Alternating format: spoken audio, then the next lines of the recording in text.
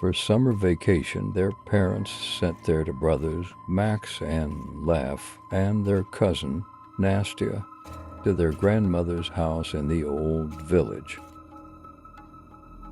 The children were anticipating their vacation, hiking in the woods, fishing, and their grandmother's stories by the fire. The village was quiet and secluded, hidden among dense forests, and the children knew that they would have to find their own entertainment. One day, while walking near the edge of the forest, they noticed an overgrown, abandoned house that almost blended in with the surrounding darkness.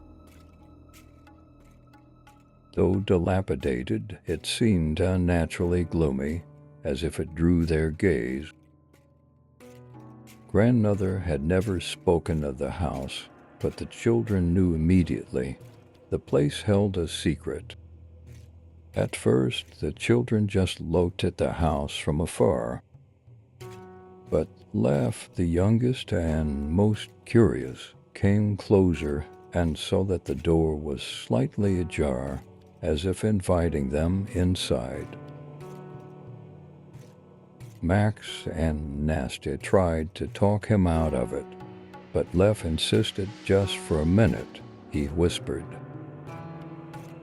Inside, everything was covered in a thick layer of dust, the smell of dampness and old wood adding to the sense of abandonment.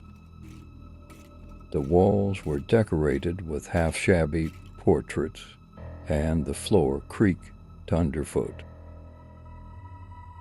Max noticed that in each portrait, the gaze of the portrayed people was directed toward the only mirror hanging in the center of the room.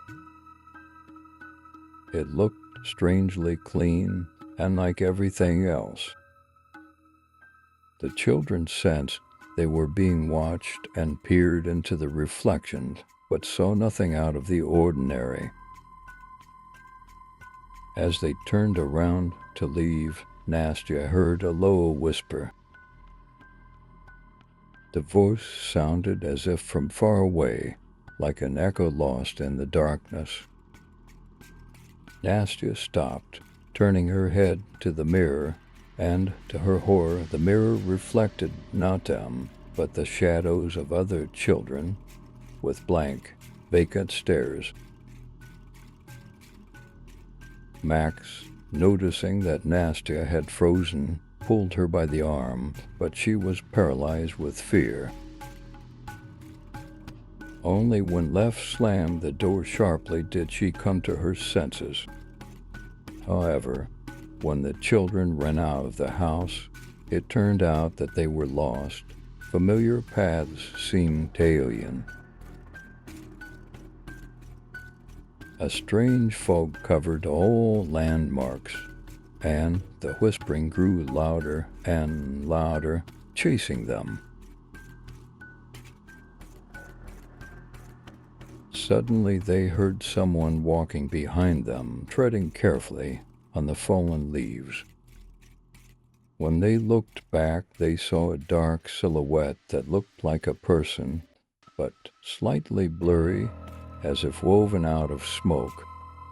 It was the Grim Echo, an ominous spirit that only the old people knew about. When the children finally found their way and ran to their grandmother, they confusedly told her everything. The grandmother turned pale and, after hesitating, began to tell an old legend. Once upon a time, a long time ago, a family with an interest in the dark sciences lived in this house. The head of the family believed that mirrors were portals to other worlds, so he performed a ritual to try to contact the beyond.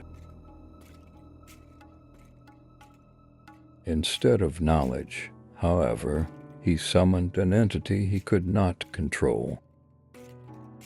The Grim Echo, as it came to be known, is a spirit capable of stealing the shadows of children leaving them in eternal darkness, mirrored. The grandmother strictly forbade the children to go near the house, but the next morning, when the children left the house, they were surrounded by an unusual silence. Neither birdsong nor the rustle of the wind could be heard. To the children's horror, the fog had reappeared, and they again felt that they were being watched. Toward evening, Leo told them that when he closed his eyes, he saw the reflection of Grim Echo reaching for him through the glass of his mirror. This began to repeat itself, and each night the images of the Grim Echo became more distinct. Max and Nastya knew they had to protect their brother, so they decided to go back to the abandoned house to find out how to get rid of the Grim Echo. They discovered an old diary hidden in the wall that contained instructions on how to stop the spirit, sacrifice a mirror. It turned out that only sacrificing one of its reflections could destroy the Grim Echo.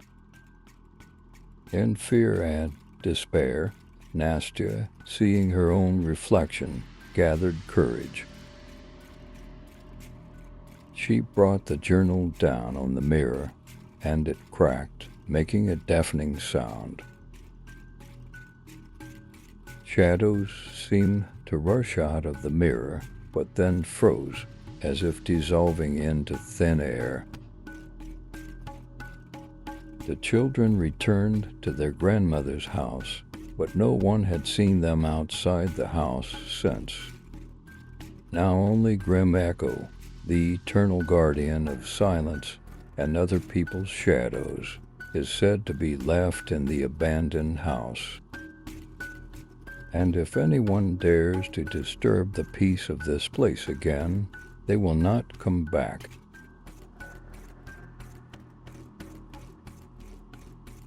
Don't forget to subscribe to our channel and leave comments. We have a lot of scary stories ahead.